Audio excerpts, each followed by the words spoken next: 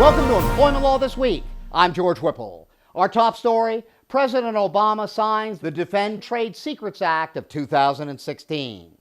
Under the DTSA, employers can now sue in federal court for trade secret misappropriation.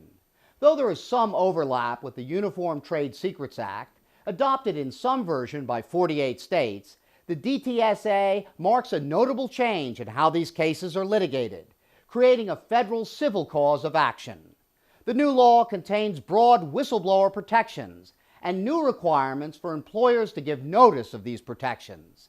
David Clark has more on how the DTSA will impact state laws. It won't preempt or change state trade secrets laws.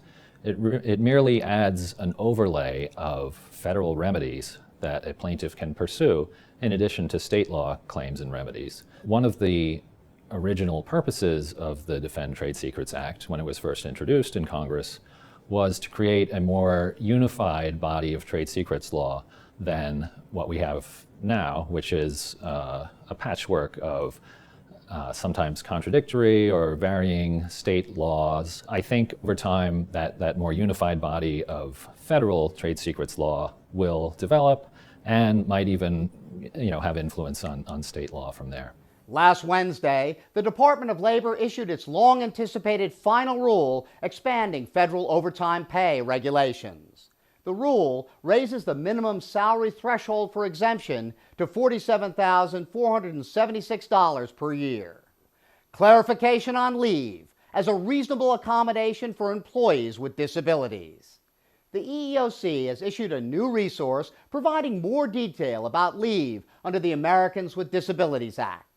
The publication comes after a recent surge in disability charges that, according to the agency, indicates a lack of clarity around leave as an accommodation.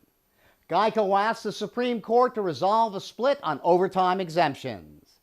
Investigators for Geico were classified as exempt from overtime under the FLSA's administrative exemption. The workers sued, arguing that they had been misclassified and were due payment for overtime. The Fourth Circuit upheld a lower court ruling in favor of the investigators, and in doing so, created a split with the Sixth Circuit. Geico has appealed to the High Court, arguing that the split will create uncertainty for employers, and that the decision was based on an overly narrow interpretation of the FLSA exemption. And now it's time for our tip of the week. Here's Edward Temple, General Counsel for Nippon Express USA, with some advice on best practices when working for a U.S. subsidiary of a global company.